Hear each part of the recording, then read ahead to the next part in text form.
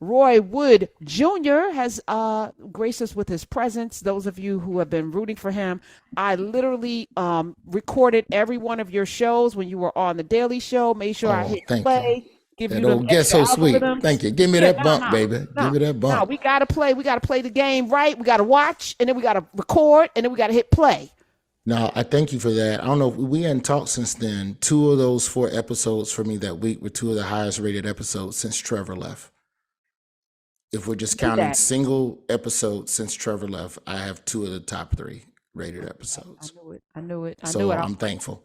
I'm Yeah, nah, thankful to you. and then following that White House Correspondents dinner, I was like, come on through. And that thing you were thinking. I was so proud. It was like, I know your family must be proud. I was sitting there like I'm looking at my little brother do some You amazing know, I thing. didn't tell my mama that I was going to give her a shout out, right? And I thought about it during the like walkthrough. I was like, my mom was part of the script. And I was like, Yes. you know what? Maybe I should put the camera on. Hey, can you move my mama from that table to this table? Because I think it's a better angle. And then, but no, it was cool. It was cool, especially considering that my mother is my number one fan. Like, it's so much you and I don't know about each other, but when I started comedy, me and my mama didn't talk. Like, because you're 19 and you trying to explain to a college educator, I was gonna say your yeah, mom's a teacher. Yeah, she's a professor. listen, I know you value education, but you know what, Joyce? I mean, tell these jokes and Dothan and get drunk, and get paid in whiskey. I might graduate, I might not, I don't know. But once I started making better grades in school while I was doing stand up, my mom, even when she didn't agree with comedy, because like, I don't understand why you're doing this, but your grades are good. I don't want you sleeping in the bus station. So here's a car. And my mom put it, I had to catch the payments, but my mom put a down payment on my first road car, 2000 Ford Focus, 2001 Ford Focus. And like, that's what really started my journey. So even when she wasn't completely understanding, my mother has been supportive. So to go from that to just, you know, chilling with Kamala and Joe Biden backstage before an event, that's a dope 25-year arc. Yes. Yes. Oh man. Oh, I didn't. Yeah, that you were so comfortable. Were you nervous? Because I feel like you know how you know somebody's a star. You know, like people are awesome, but the rest of the world hadn't caught up yet. To me, it's like it was a no brainer that you should be the one to take over for Trevor, not just because you were there, but your skill level. You know what I'm saying? It's sickening. Thank you. And now it's like, yes, heir I don't apparent. I don't know about nervous. I was more angry than anything because you get annoyed with the whole. It's just like, man, if y'all gonna hate me, then hate me. Come on, let's get it over with. Like that. I like, you know what line was going through my head as I was walking up to the podium was Willie D from Mind playing tricks on me. Hooked a left in the Popeyes and bailed out quick. If it's going down, let's get this over with. Whatever it's gonna be, let's do it. I done ran these jokes for a month in every comedy club you can name. I know where the laughs are. Y'all might not laugh because y'all ain't regular people like the good folks that come out to a comedy show. But I'm ready. And the other thing that's weird about the correspondence dinner is that you're sitting like I'm sitting there for 2 hours watching just people eat and mingle, and you're looking out into the crowd and you just see Kellyanne Conway and Chrissy Teigen and then Lester Holt and then Bill Barr. And it's just the most random mix of people. One of them Vanderpump white folks was in there too. I was like, I think I know that person. A So Kardashian here or there. two Yeah. property brothers, it's Okay. just weird.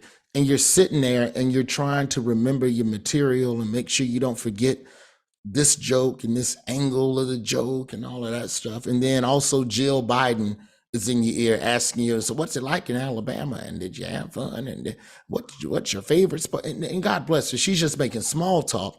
Right. But this She is was like, literally the most important night of my career right now, dog. And I really need some silence. But I don't want to be rude to you. So I'm just going to grin and nod. But I'm not listening.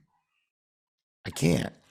Um, I just think that it's your job as a performer to prepare and have something decent to say. I felt like I had that. And the people who know will know. I don't know if people are going to laugh, but also I just went into it thinking, there's no way for anyone to, there is no level of hatred in this room that will change me being earnest because I'm here to represent the people who aren't in this room. That's right. So for as long as I'm doing it like that, then I always got somewhere to go to. I got somewhere I can go tour. I'm from Birmingham. I still need to be able to show face. So That's I right. can't come up here and sell out and not talk about what's real.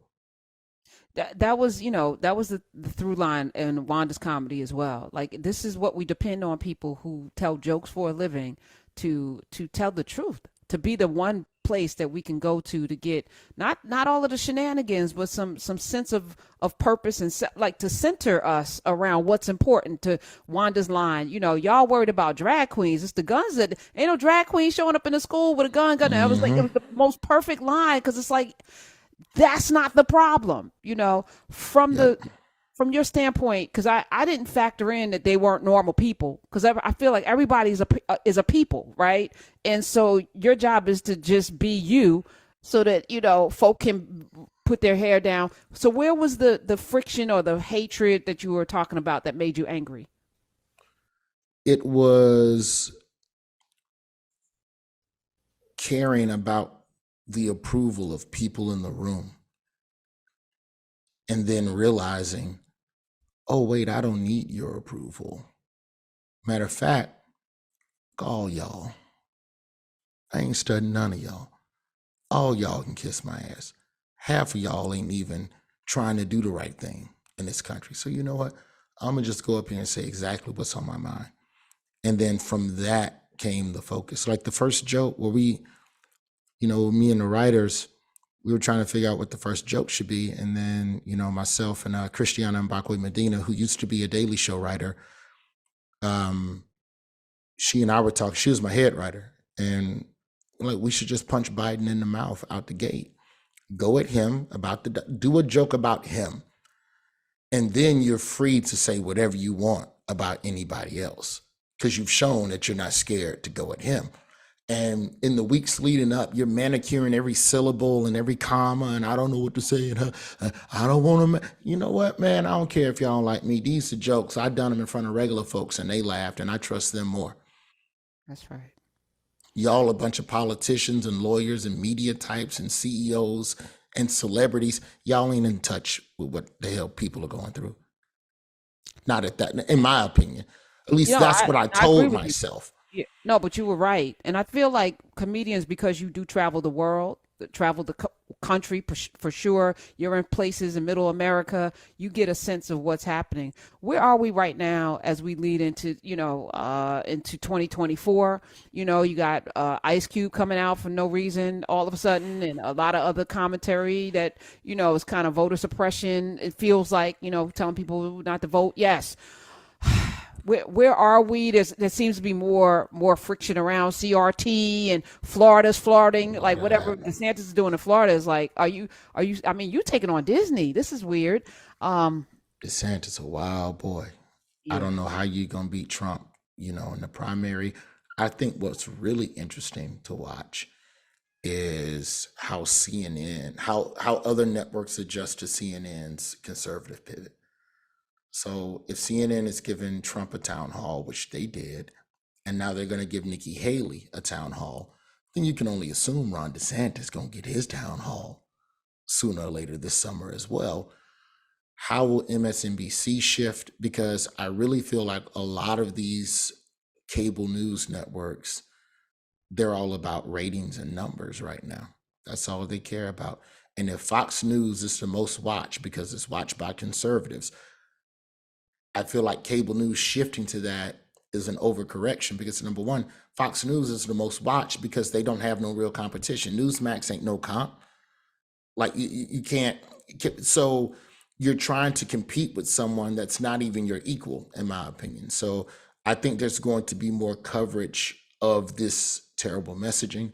There's going to be more exposure, more opportunities for Mhm. people with terrible policies to be given a podium and a microphone and be given the attention of millions of Americans. And I think it's going to make 2024 that much more impactful because, And to dangerous. well, Yeah. because to the whole thing with Don Lemon, right? The thing with Don Lemon, this is the point I was trying to make during the dinner, and I don't even think I nailed it, but the idea that you can say whatever you want about how Don Lemon act off air, fine. But on air, he gave voice to marginalized people. He gave pushback to guests who came on talking crazy. So if you're not going to have that represented to some degree on air, when you're putting on DeSantis and when you're putting on Nikki Haley, then y'all part of the okie doke on the people, as far as I'm concerned. It's like the time Oprah lost her number one spot when the Jerry Springer crowd, the Ricky Lake and the Jenny Jones, and it got really wild. And they were throwing chairs. Now we got that in the Housewives. But when that became Mm-hmm. daytime television, right? Everybody started doing that, and Oprah refused to. Right? She was like, Yeah. and then her ratings dropped, and then she kept with, "I'm going to empower and inspire," and then people got tired of the junk because there was a beacon. What you're saying is there's no beacon. There's nobody saying, you know what? Somebody's got to hold the door. Is it MSNBC? Is it? I mean, and the It could ratings be are so somebody low. within CNN. I mean, I think Laura Coates is great. I think Abby Phillip is great. They have people. It's just a matter of, are you going to let them do what needs to be done on air? And I think as we see that, because when we talk about the election, it's also about how are these messages being presented to people, Yeah, because that influences voters as well. even as you're talking about that, seeing Fox may be the most watched, but we're still talking about 3.5 million on a good night. They rarely hit four. That's not a lot of people. No one's Correct. really watching cable news. We're watching the 300 clips of million cable in this news. country. Right. So it's already a failed platform. It's already a failed outlet because I feel in many ways it has devolved to, breaking news and, it's like Chicken Little, all of it. And I feel like none of it's very effective. Most of my students, my journalism students, are getting their news from like TikTok and social media. They're not tuning into this anyway. So maybe there's an opportunity in this space where nobody has to have a plug in, unless it's the Daily Show, because we got to watch that if Yeah, you're on it. Are you, we only have a few minutes left. Are you, what's happening with the Daily Show? What are they going to we do? down bad. Everything down bad because of the I strike. know, So okay, so we do can't even they have not talking like to you I. off mic? Nah, ain't Who's nothing that?